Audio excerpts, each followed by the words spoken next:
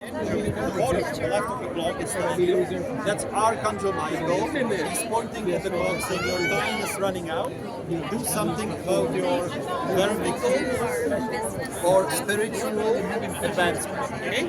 That's what this puppet show represents. It will finish with a golden surge at the top. It's going to make a little rooster sound that I will not replicate. And so this will announce the beginning of a new cycle and the new hour. And it will now have one more hour to live. Because this puppet show happens every hour. So you can guys always come back to see it. But I do have to say, you have a very few spot now. So you can as well scratch it off as done and won't come back. Because every single hour it looks like this. Yeah? 2 hours on the it's always crazy time. So I think you can be satisfied with this. Okay, so now we have 2 more minutes, quicker than I thought. Yeah. So I guess it's time for a legend. I'll just drink some water. So, as I mentioned, the clock comes from 1400s, which means it's the time when this city is the seat of the Holy Roman Empire. And that also is the reason why there will be every year hundreds of thousands of people traveling to Prague. Not like you, that they would come here to take pictures. Back then they traveled here for pilgrimages, because Prague was the seat of the empire, meaning we had a lot of holy things in the city, like the tablecloth, or the table of Last Supper, clothes of Virgin Mary sprinkled with blood of Christ. All of that was back then in Prague. So people come here to see these holy things, and of course that means we have a lot of money. And that's why this city wanted to build something no other city in the world had back then. So they hired a genius clockmaker whose name was Master Hanush. Master Hanush will create this beautiful clock. When people see it, they are falling to their knees with amazement. They never saw anything like that. But then Vienna, Nuremberg, they are all sending him, letters saying, "Come to Vienna, come to Nuremberg. We pay more money. We want you to make better quality for us."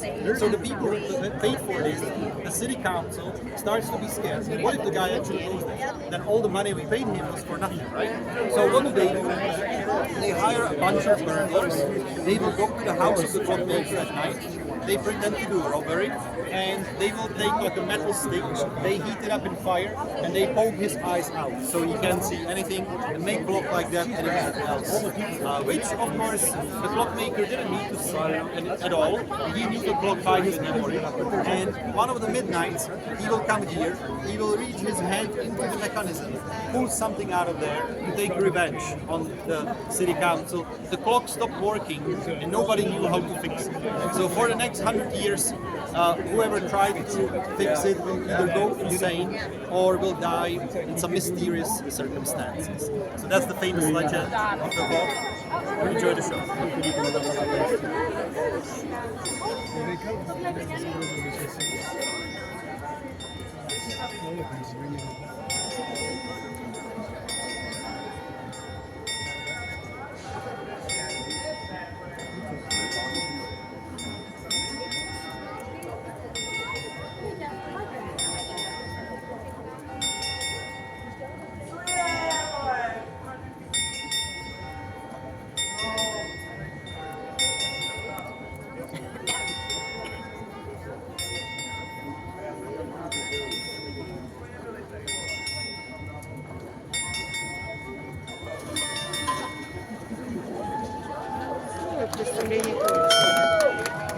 So yeah, thank you for clapping. So that was the show.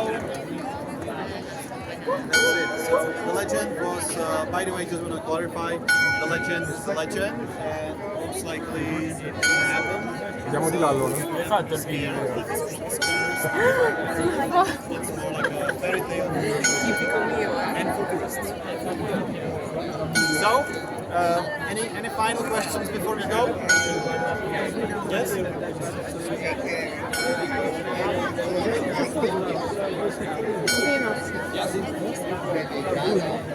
The legend, as I mentioned, is more like a fake story. And most likely that never happened because the guy who the legend mentions was not actually the guy who created the clock, because the clock was created by another clockmaker who we only learned about in our more modern history because they did much more research.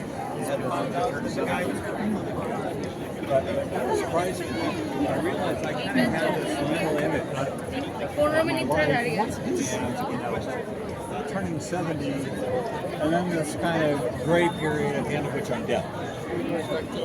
When I turned 70, it's like, there's no longer any 70 between me and that. I'm in the gray period.